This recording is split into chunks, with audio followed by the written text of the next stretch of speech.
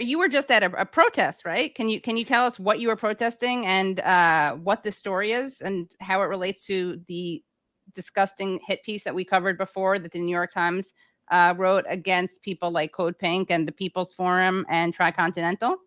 Yeah, definitely. Well, we were just outside of the New York Times offices, which, if people didn't know, is in Midtown Manhattan on 8th Avenue.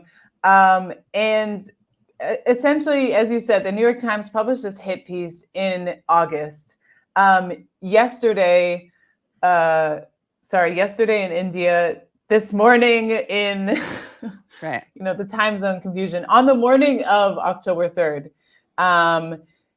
a coordinated raid took place in several cities across India, but majority of these raids took place in New Delhi, the capital. Over 100 residences were raided by the Delhi police, and these are residences of journalists and former employees of the alternative and progressive news outlet NewsClick. And they were, their houses were raided. About 50 people were brought into the police station and interrogated further. 2 individuals were arrested, Prabir Purkayasa and Amit Chakraborty, who are both, Prabir is the editor-in-chief of NewsClick. Amit is one of the head administrators at NewsClick. And they're arrested under one of the most draconian and absolutely backward and ridiculous laws that exist, which is the Unlawful Activities Prevention Act in India. This is a law that essentially gives the state complete power and authority to violate people's civil liberties, to violate their right to a fair trial. People under UAPA can be accused of terrorism with no kind of legal or judicial basis, no process in court. And it's been used primarily by the Modi government, by the BJP government in recent years to attack not only journalists, but also human rights defenders, authors, etc. And how is this related to what we were talking about before, which is the New York Times hit piece? Well, essentially this UAPA case was written up just about a week after the New York Times hit piece was released. And it essentially bases all of its accusations in this piece. And as I'm sure you talked about on the show, this piece that was written by a series of New York Times journalists essentially accuses a bunch of progressive media outlets, which are anti-war, pro-working class, pro-people's movements. And in addition to that, again, oppose any sort of U.S. warmongering, whether it be against China, whether it be against all of the any of the conflicts that the U.S. is really pursuing across the world. And it essentially accuses these outlets of being a web and network of Chinese propaganda because they received funds from a benefactor who is an American citizen who happens to live in China.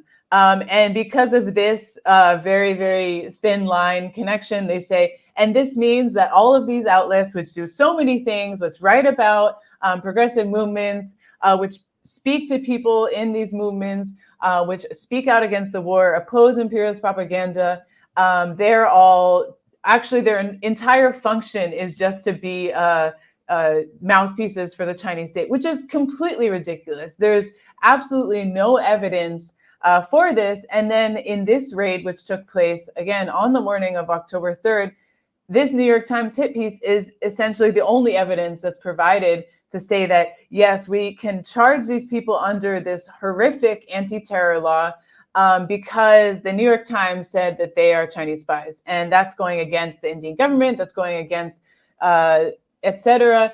And what's interesting is that in the interrogations of all of these different journalists, contractors, designers, there's even comedians that were questioned, cartoonists. The main questions, of course, they ask about funding. That's the kind of their main motive. But the majority of these questions were, did you cover the Anti-Citizenship Amendment Act protests, which took place in India in 2020? Did you cover the farmers' protests?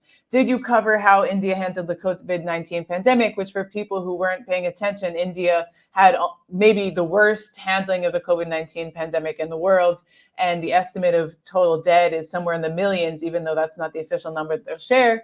And essentially interrogating people to see if they've ever written anything bad about the horrific human rights record of the Modi government. The New York Times are actually the ones acting on behalf of a foreign state government. They seem to take up that part. Even in this hit piece, they mentioned that NewsClick had already been under investigation and targeted by Indian authorities. So this raid that took place on October 3rd, again, was not the first time NewsClick has been raided. It has been consistently targeted because it has been covering these crucial struggles in India, because it has been on the front lines, speaking to people who are mobilizing, who are demanding their rights, demanding their dignity. And that's why they've been consistently targeted.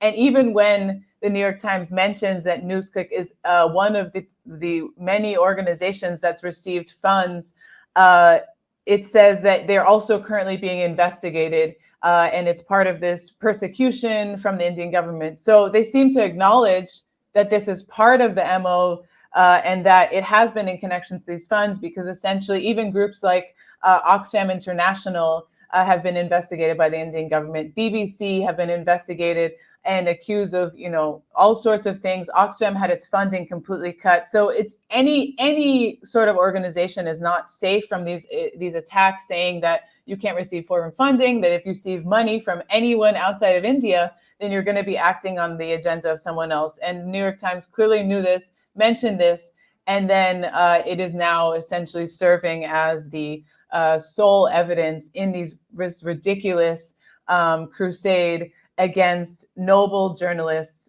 in India. It's just so disgusting, because all the things that they allege about others, then using that logic, these people are working on behalf of the Indian government. They're facilitating India's crackdown on independent journalists. Yeah, I think it's so important to remind them that actually journalists have a responsibility, and that you can't just tell lies and expect there to be no consequences. Right. And the consequences in this case are 2 journalists who are in prison, are 100 colleagues who have had their house raided, have had their laptops and phones seized, who have been, terrorized, scared. These are people who are young as 20 years old, who, have never really experienced something like this before. And this is, again, I mean, it's also because of the Indian government and because they're cracking down on journalists. But the New York Times is playing a huge role in this, and to not acknowledge that. And they even ran a piece today about the raid. And they even acknowledged that it was their own piece that in part motivated this. You see these right-wing figureheads like Amit Shah using the New York Times piece. It was all over Indian media, just serving as this complete legitimate kind of legitimizing everything that they had wanted to do. They want to call left journalists agents. They want to say that they're anti-national, when they're really the people who are fighting for the Indian working class, for the future, for people to be able to live in this country, so it can be a country that's not destroyed by climate change, destroyed by corporate greed, destroyed by these people who are only thinking of the most wealthy and the most privileged in the country. Yeah, and here they have it. I just want to show that article where they kind of acknowledge their role, not in an at all apologetic way, just as if it was an appropriate thing to do. New Delhi police raid homes and offices of journalists. The sweep caught up the founder and contributors of a left-leaning news website, according to other news outlets and those raided. A Times investigation had linked the site to a pro-China network. Yeah. So I hope they're happy. Hope they're happy.